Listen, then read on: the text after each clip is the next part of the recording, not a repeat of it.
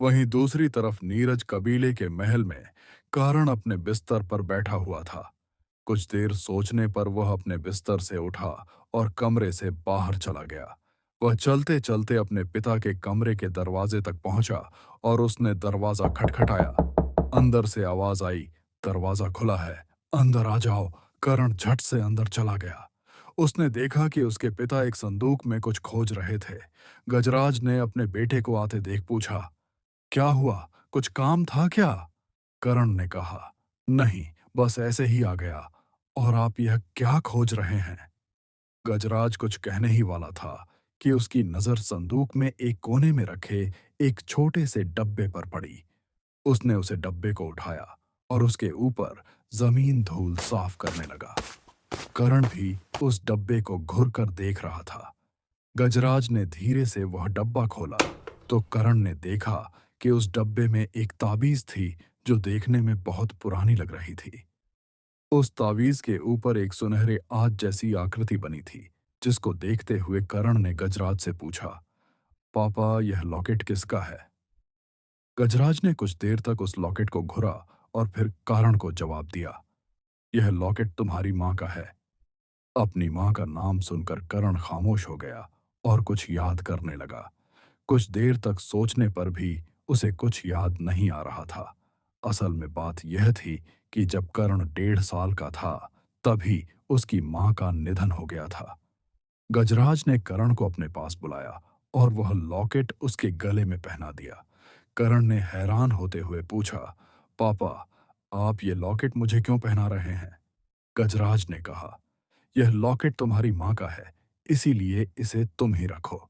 असल में वह करण की माँ से किसी बात पर नाराज थे, जो नाराजगी उनके मरने के बाद भी नहीं गई। करण ने उस ताबीज से अपना ध्यान हटाते हुए अपने पिता से कहा, पापा, आप अभी तक मम्मी से गुस्सा है। अब तो वह जिंदा भी नहीं है, कम से कम अब तो उन्हें माफ कर दीजिए। गजराज ने अपनी बेटी की बात का कोई जवाब नहीं दिया और बालकनी की तरफ जाने लगा। गजराज के कमरे की बालकनी से पूरा निराज शहर दिखाई देता था। उस खूबसूरत नज़ारे को देखकर करण से कहा, बेटा, कुछ बातें भुलाई नहीं जाती। मैं तुम्हारी माँ को वहां जाने से मना किया था, लेकिन उसने मेरी बात ना सुनी और जाने से पहले उसने मुझे अपना यह लॉकेट दिया और बोली, जब करण थोड़ा बड़ा समझदार हो जाए तब उसे वह लॉकेट दे देना। इत्तेफाक तो देखो, जब तुम कमरे में आए तभी मुझे यह लॉकेट भी मिल गया, इसीलिए इसे अब तुम ही रखो। यह सुनकर करण ताबीज की तरफ ध्यान से देखने लगा। उस ताबीज को ध्यान से देखने पर उसे आग की लपटों के पीछे एक बूढ़ा आदमी नजर आ रहा था, लेकिन उसका चेहरा साफ नहीं दिख रहा था। उस बूढ़े आदमी को देखकर लग रहा था कि वह भी कर्ण को ही देख रहा है। कुछ देर बाद कर्ण अपने पिता के कमरे से बाहर चला गया और सीढ़ियों से नीचे उतरने लगा। नीचे उतरते उतरते उसकी नजर एक लड़के पर पड़ी, जो महल से बाहर जा रहा था। उसे देखकर कर्ण ने आवाज लगाई, समर, कहाँ जा रहा है? समर ने अपनी गर्दन से पीछे घूमकर देखा तो उसे सीढ़ियों से नीचे उतरता कर्ण दिखाई दिया। समर करण को ज्यादा पसंद नहीं करता था, क्योंकि एक तो उसका दादा इस कबीले का लीडर था और ऊपर से उसका पिता इस कबीले में उसके बाद सबसे ताकतवर था। इसीलिए एक हिसाब से करण का औहदा इस कबीले में समर से ऊपर था। इस कारण वह करण को नापसंद करता था। उसने करण की बात का जवाब देते हुए कहा, बस ऐसे ही मैदान में टहलने जा रहा था। उसकी बात सुनकर करण ने उसके पास आते हुए कहा, मैं भी वहीं जा रहा था, चलो साथ में चलते हैं। यह सुनकर समर तो उसे मना करना चाहता था, लेकिन कुछ सोचकर वह साथ में चलने के लिए राजी हो गया। वह दोनों चलते चलते बगीचे के पास पहुंचे, जहां पर कुछ सिपाही पहरा दे रहे थे। उन्होंने कर्ण और समर को देखकर उन्हें झुककर सलाम किया। कर्ण ने भी उन दोनों को देखकर अपने हाथ जोड़ लिए, पर समय उन दोनों को नजरअंदाज करते हुए आगे बढ़ गया। कर्ण उसके पास पहुंचा और बोला, 2 महीने बाद तो शून्यंक रैंक की प्रतियोगिता होने वाली है। वैसे तुम अभी कौन से पड़ाव के शून्य अंक हो? समर ने उसकी बात का जवाब देते हुए कहा। 7वें पड़ाव का कर्ण ने हैरान होते हुए कहा, क्या तुम 7वें पड़ाव तक पहुंच गए? समर ने करण की तरफ देखते हुए पूछा। तुम्हें देखकर तो लगता है तुम अभी सिर्फ 5वें पड़ाव के शून्य आंक हो। करण ने मायूस होते हुए कहा। मैं कितनी भी ट्रेनिंग कर लूं, मेरी शक्तियां बढ़ ही नहीं रही हैं। पहले तो मैं महज 2 महीने में तीसरे पड़ाव से 5वें पड़ाव का शून्यांक बन गया था, लेकिन इन 2 सालों से मैं अभी तक वहीं अटका पड़ा हूं। तभी बगीचे में एक दासी आई और उन्होंने कर्ण और समर से कहा, लीडर कैश, आप दोनों को बुला रहे हैं। समर ने कर्ण से कहा, चलो, लगता है ट्रेनिंग का समय हो गया, चलो चलते हैं। यह कहकर वह महल की तरफ जाने लगा। करण भी उसके पीछे पीछे जा रहा था। महल के अंदर एक कमरे में कैश एक पतीले में कुछ बना रहा था। उसे पतीले में कुछ पानी के जैसी चीज थी, जिसे उसने निकाल कर 2 गिलास में भर दी और कमरे में इधर उधर देखते हुए उसने अपनी पोटली से एक गोली निकाली और उसे एक गिलास में डाल दिया और फिर चम्मच से मिला दिया। कुछ देर में समर और करण दोनों ही कमरे में आ गए। कैश ने दोनों को देखा और कहा, तुम दोनों आज बहुत देरी से आए हो। यह कहते हुए उसने दोनों को 2 कालीनों पर बैठने का इशारा किया। वह दोनों जाकर उन दोनों कालीनों पर बैठ गए। कैश ने वह दोनों गिलास हाथ में उठाते हुए उन दोनों की तरफ बढ़ते हुए कहा, ट्रेनिंग शुरू करने से पहले यह जड़ी बूटी पी लो। और उसने वह ग्लास करण को दिया जिसमें उसने कोई गोली मिलाई थी, और दूसरा ग्लास समर को करण ने मुंह बनाते हुए कहा, छोटे दादू, रोज रोज यह कड़वी जड़ी बूटी पीकर मेरा गला खराब हो गया है। हम इसके अलावा कोई मीठी चीज नहीं पी सकते। कैश ने उसे घूर कर देखा और कहा, एक तो तुम्हारी शक्तियां बढ़ नहीं रही हैं, और ऊपर से मैं उसे जड़ी बूटियों की मदद से तुम्हारी शक्तियां बढ़ाने की कोशिश कर रहा हूं, तो तुम नाटक कर रहे हो।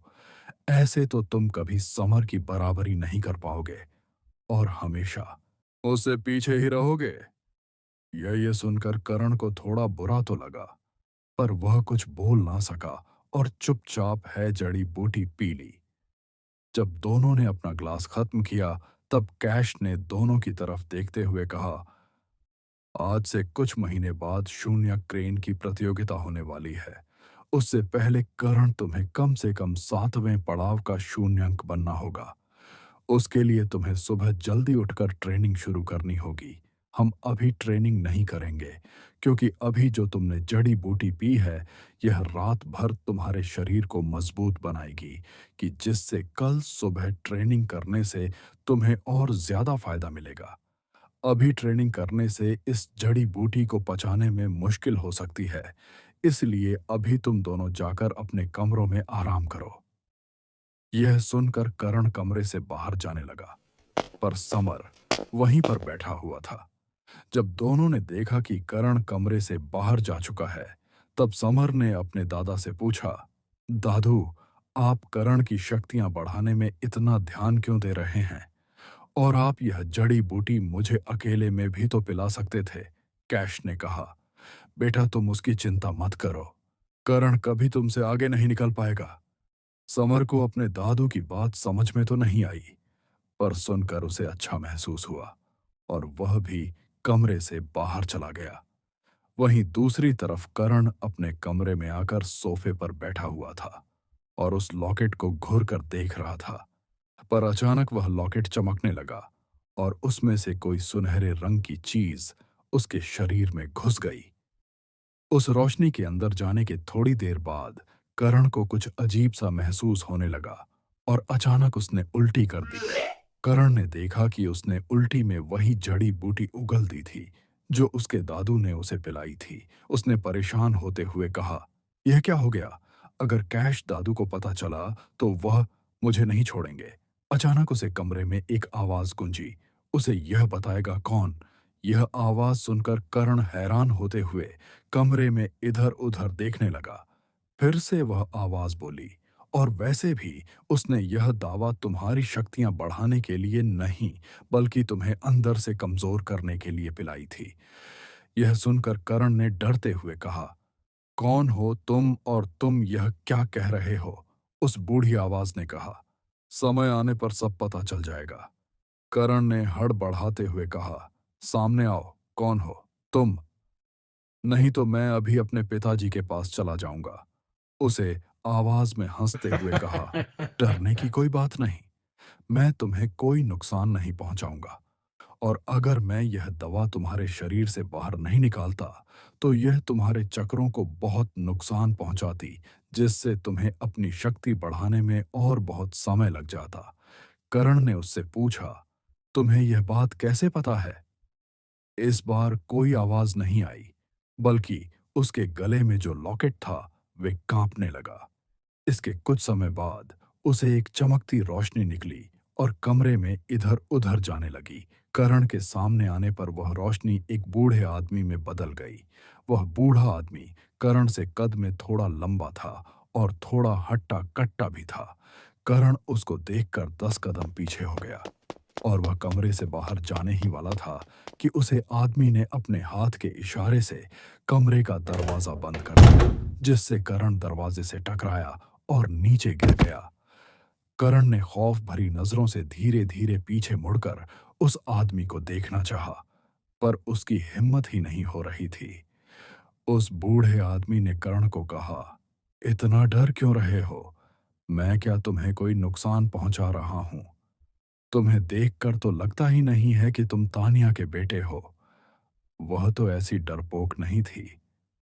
अपनी मां का नाम सुनकर करण ने खुद को संभाला और पीछे मुड़ते हुए पूछा, आप मेरी मां को कैसे जानते हैं? बूढ़े आदमी ने कहा, पता कैसे नहीं होगा, वह मेरी शिष्या थी। यह सुनते ही करण की आंखें हैं रानी से बड़ी हो गई। और तुम जानते हो कि तुम अभी तक 5वें पड़ाव पर क्यों अटके हो? यह सब तुम्हारे उसे कैश दादा के कारण हो रहा है, क्योंकि वह तुम्हें जो जड़ी बूटी पिलाता है, उसमें एक तरह का जहर मिला होता है, जिससे किसी योद्धा के चक्रों को बहुत नुकसान पहुंचता है। उस योद्धा की शक्ति बढ़ाने की रफ्तार भी बहुत धीमी हो जाती है। करण ने हैरान होते हुए पूछा, तुम इतने यकीन के साथ कैसे कह सकते हो कि यह कोई जड़ी बूटी नहीं, बल्कि जहर है उसे? बूढ़े आदमी ने कहा, क्योंकि मैं खुद ही एक वैद्य हूं। यह सुनते ही करण दंग रह गया। तो क्या लगता है आपको कि यह बूढ़ा आदमी सच में करण की मां का गुरु है, या फिर इसका इरादा कुछ और ही है? और क्यों कैश करण को यह जहर दे रहा था? आगे की कहानी जानने के लिए हमारे चैनल को सब्सक्राइब कर दीजिए और सुनते रहिए the story of Gantara, only on this listening with me 99 के साथ।